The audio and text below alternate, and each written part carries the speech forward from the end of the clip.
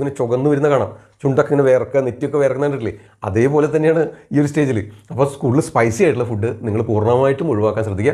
ഒരു പരിധിയിൽ കൂടുതൽ ഹോട്ട് ഫ്ലാഷസ് നിങ്ങളെ ബുദ്ധിമുട്ടിക്കുന്നുണ്ടെങ്കിൽ സ്പൈസി ഫുഡ്, എല്ലാ സ്പൈസസും, അത് ഈ ഗരം മസാല എന്ന് പറഞ്ഞ് കിട്ടുന്ന നമ്മുടെ സംഗതികളില്ലേ, ഈ ഏലവും അത്തരം സംഗതികൾ, കറുവപ്പട്ടയും ചുക്ക്, കുരുമുളക്, ഇതെല്ലാം ചൂടാണ്, കരയാമ്പൂ, ഇലവങ്ങപ്പട്ട, ഇതൊക്കെ ചൂട് കൂടുതലുള്ള സംഗതി. അപ്പോൾ അത് കൂടുതൽ ഉപയോഗിക്കുന്നുണ്ടെങ്കിൽ നിർത്തുക. എരിവ് ഉപയോഗം കുറയ്ക്കുക.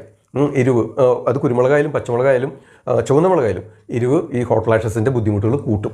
അപ്പോൾ അത് ഒഴിവാക്കുക. ഇനി അടുത്ത സംഗതിയാണ്, നോൺ വെജ് പൊതുവേ ചൂടാണ്. പ്രത്യേകിച്ച് ചിക്കനും എഗ്ഗും ബീഫും ചൂടാണ്.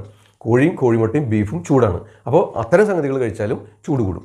നിങ്ങൾ വെജിറ്റേറിയൻ അങ്ങോട്ട് ആവാണ്ടെങ്കിലോ വളരെ വ്യത്യാസം അനുഭവപ്പെടും. ഈ നോൺ വെജ് പൂർണ്ണമായിട്ട് അങ്ങോട്ട് ഒഴിവാക്കി നോക്കി നല്ല വ്യത്യാസം വരും, നല്ല ആശ്വാസം ലഭിക്കുന്നുണ്ട്. അപ്പോൾ ഈ പറഞ്ഞ സംഗതികൾ ഓരോന്നും വളരെ ഇമ്പോർട്ടൻ്റ്. എന്താ വെച്ച് കഴിഞ്ഞാൽ ഇത് മുഴുവൻ നിങ്ങളുടെ ഈ വേർപ്പ് കൂട്ടുന്നതും ചൂട് കൂട്ടുന്നതും പിത്തത്തെ വർദ്ധിപ്പിക്കുന്നതും രക്തത്തെ വർദ്ധിപ്പിക്കുന്നതാണ്. അപ്പോൾ അതുകൊണ്ട് ഇത് ഉപേക്ഷിച്ചാൽ തന്നെ നിങ്ങൾക്ക് നല്ല ആശ്വാസം ലഭിക്കും.